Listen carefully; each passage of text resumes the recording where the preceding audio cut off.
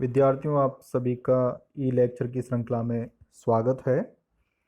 आज applied physics की fourth unit properties of matter का जो नेक्स्ट टॉपिक है उसका हम अध्ययन करेंगे।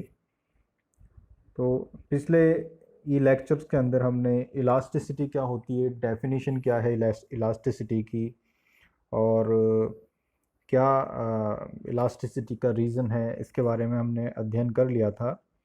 और आज हम जो इलास्टिसिटी को समझने के लिए स्ट्रेस और स्ट्रेन यानी कि प्रतिबल और विकृति की जो परिकल्पना को समझेंगे, तो उसी के बैकग्राउंड के लिए एक बार फिर से हमने यहाँ पर ये टॉपिक लिया है, अंडरस्टैंडिंग द इलास्टिसिटी।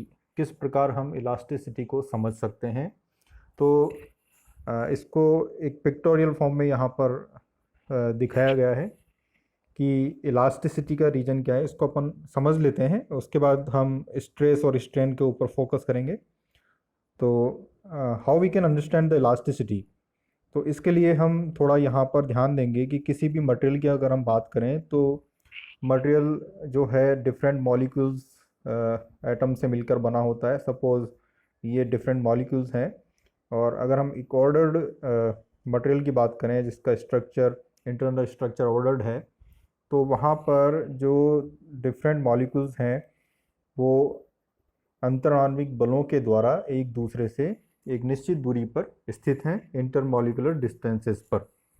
और यहाँ पर अगर हम सॉलिड मटेरियल की बात करें तो ये जितने भी मॉलिक्यूल्स हैं ये साम्य अवस्था के अंदर हैं, इक्विलिब्रियम पोजीशन की अवस्था के अंदर हैं।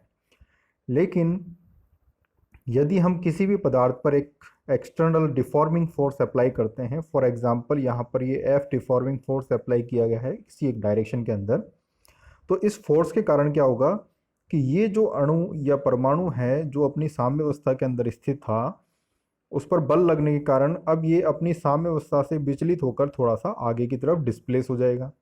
और जैसे ही ये डिस्प्लेस होगा तो इसकी साम्य अवस्था विचलित हो जाएगी। तो इसकी साम्य अवस्था जैसे ही डिस्टर्ब होगी तो ये जो इंटरमॉलिक्यूलर फोर्सेस हैं इनके बीच में इम्बैलेंस क्रिएट हो जाएगा। So this external force creates imbalance in the intermolecular forces. और ये जब इम्बैलेंस क्रिएट होगा तो मटेरियल रिएक्ट करेगा। तो as a result there develops an internal restoring force in the material which tends the material to restore its original size and shape। अब चूंकि पदार्थ का स्वभाव है कि वो अपनी साम्य अवस्था के अंदर वापस आ जाए, लेकिन हमने जो बाहरी बल लगा रखा है इसके कारण ये डिफॉर्म हो रहा है पदार्थ। तो जैसे ही ये बल लगेगा तो एक इंटरनल रेस्टोरिंग फोर्स, जिसको हम बोलते हैं आंतरिक प्रतिक्रियात्मक बल, ये मटेरियल के अंदर डेवलप हो जाता है। और जब ये डेवलप हो जाता है तो इसके कारण मटेरियल के अंदर जो आंतरिक प्रत्यानयन बल है वो वापस से कोशिश करेगा कि मटेरियल अपनी मूल अवस्था यानी कि मूल आकार और आकृति में लौट आए। तो ये वो कारण है कि क्यों किसी मटेरियल के अंदर इलास्टिसिटी का गुण पाया जाता है। So finally these both are the reasons. This is the reason why most of materials exhibit elastic behaviour.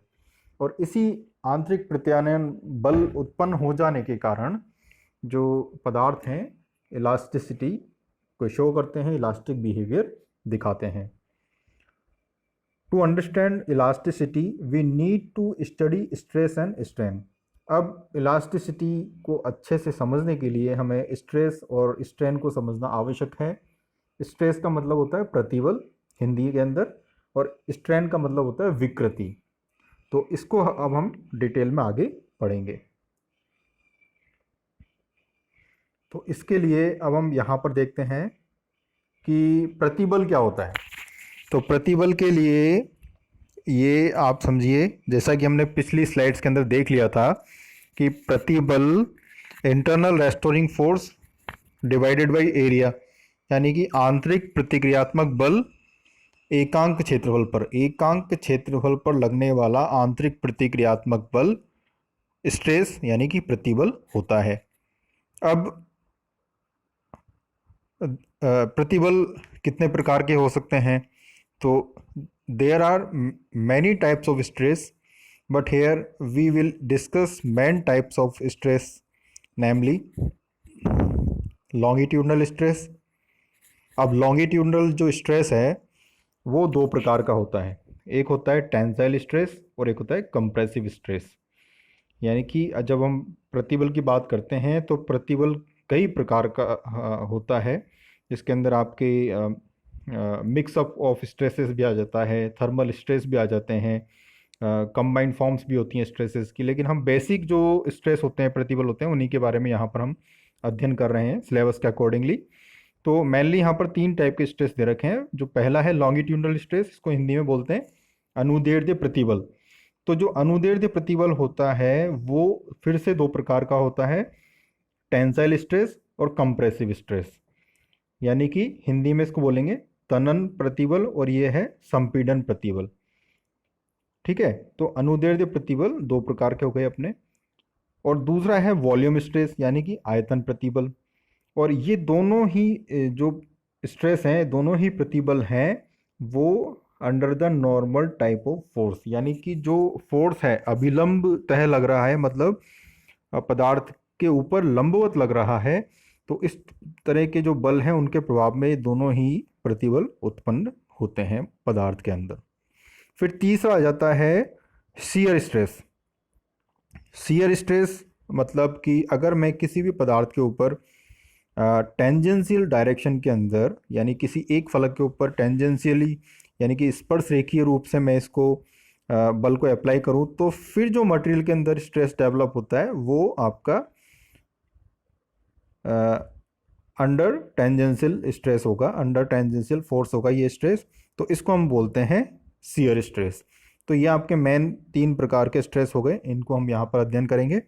तो अब हम पहला अध्ययन करते हैं लॉन्गिट्यूडनल स्ट्रेस की। किस तरह का बल लगेगा, किस तरह की स्थिति के अंदर लॉन्गिट्यूडनल स्ट्रेस क्रिएट होगा, तो उसको हम देखते हैं। ये अब देखिए, टाइप ऑफ स्ट्रेस के अंदर हमने फर्स्ट लिया लॉन्गिट्यूडनल स्ट्रेस। तो जो लॉन्गिट्यूडनल स्ट्रेस है उसके अंदर हमें पता है कि दो प्रकार का होता है, एक होता है टेंसाइल स्ट्रेस और दूसरा होता है कंप्रेसिव स्ट्रेस। टेंसाइल की हम बात करते हैं। टेंसाइल का मतलब होता है तनन प्रकृति का, या फिर हम बोल सकते हैं इसको खिंचाव प्रकृति का। तो अब यहाँ पर ये मेरे पास एक बेलनाकार प्रतिदर्श एक सैंपल है, और इस पर मैंने दोनों ही तरफ जो आपका कोई भी पदार्थ है उसका जो काट क्षेत्र है उसके लंबवत खिंचाव प्रकृति का बल लगाया। देखिए यहाँ पर खिंचाव मटेरियल के अंदर हम क्रिएट कर रहे हैं, यहाँ पर लंबवत बल लगाकर। तो इस तरह का जो बल लगता है उसके प्रभाव में जो मटेरियल के अंदर स्ट्रेस डेवलप होगा वो टेंसाइल स्ट्रेस होता है। तो इस तरह के बल काफ़ी जगह हमें देखने को मिलते हैं जहाँ पर दोनों ही तरफ से खिंचाव लगता है। तो वहाँ पर उस पदार्थ के चयन से पूर्व इस तरह की स्टडी करना आवश्यक है, और इस तरह के स्ट्रेस को मटेरियल बियर कर पाएगा अथवा नहीं कर पाएगा ये हमें स्टडी करना होता है। तो हमें स्ट्रेस के बारे में ज़रूर पता होना चाहिए कि ये इस प्रकार की स्थिति में जो स्ट्रेस डेवलप होता है वो टेंसाइल स्ट्रेस होता है। अब यदि ये जो क्रॉस सेक्शनल एरिया है जिसके ऊपर ये बल लग रहा है, इस क्रॉस सेक्शनल एरिया को मैं कैपिटल ए मान लूँ कि भाई इस प्रतिदर्श का जो क्रॉस सेक्शनल यानी कि जो अनुप्रस्थ काट है उसका एरिया है कैपिटल ए, तो यहाँ पर स्ट्रेस क्या हो जाएगा, F/A। अब यहाँ पर ध्यान देने योग्य बात है कि जब हम आंतरिक प्रतिक्रियात्मक बल की बात करते हैं तो आंतरिक प्रतिक्रियात्मक बल हमेशा बाहरी जो विरूपक बल है उसके विपरीत दिशा में होता है और परिणाम में उसी के बराबर होता है। तो हमने आंतरिक प्रतिक्रियात्मक बल के लिए जो वैल्यू ली है वो F के बराबर ही ली है, यानी कि जो विरूपक बल होगा उसी के बराबर आंतरिक प्रतिक्रियात्मक बल होता है, बट इसकी जो डायरेक्शन है वो दिशा है वो इसके विपरीत होती है, ये आपको ध्यान रखना है। तो आंतरिक प्रत्यानयन बल के लिए हम वही बल लेंगे जो बाहरी विरूपक बल है। तो stress is equal to F/A। तो ये तो हो गया आपका लॉन्गिट्यूडनल स्ट्रेस। लाइकवाइज अब हम कंप्रेसिव स्ट्रेस की बात करते हैं। तो कंप्रेसिव स्ट्रेस के लिए जो स्थिति होगी वो इस प्रकार की होगी। ये प्रतिदर्श है और क्रॉस सेक्शनल एरिया के ऊपर बल लग रहा है दोनों ही तरफ से, और ये है दबाव प्रकृति का, मतलब मटेरियल के ऊपर दोनों तरफ से इस प्रकार बल लगता है कि मटेरियल को दबाया जाए। तो इस प्रकार का जो प्रतिबल उत्पन्न होगा इस तरह के बल प्रभाव के अंदर उसको हम बोलते हैं कंप्रेसिव स्ट्रेस, और या फिर इसको हम हिंदी में बोलेंगे हम संपीड़न प्रतिबल। तो हमने यहाँ पर देखा लॉन्गिट्यूडनल स्ट्रेस जो है अक्षीय डायरेक्शन के अंदर बल लगने के कारण उत्पन्न होता है। ये प्रतिदर्श की अक्ष है, यहाँ पर देखिए ये प्रतिदर्श की अक्ष है, उसके ही डायरेक्शन के अंदर ये फोर्स अप्लाई हो रहा है। बट यहाँ ध्यान देने योग्य बात यह है कि टेंसाइल के अंदर खिंचाव प्रकृति का है बाहर की तरफ, जो एक्सिस है इस मटेरियल की उसी के अलोंग यानी अक्षीय दिशा के अंदर, और यहाँ पर अक्षीय दिशा के अंदर ही दबाव प्रकृति का है। तो इस अंतर को आप यहाँ पर समझ सकते हैं। और इस कंडीशन में भी जो स्ट्रेस डेवलप होगा मटेरियल के अंदर वो होगा स्ट्रेस इक्वल टू F/A, क्योंकि by the definition, by the formula we can calculate the value of stress if we know the value of externally applied force and the cross sectional area of that material we are using. So this is the stress in both the conditions, and this is the picture how the force looks like when we applied it along the axial direction. ये सब कुछ हमने longitudinal stress के बारे में पढ़ लिया है।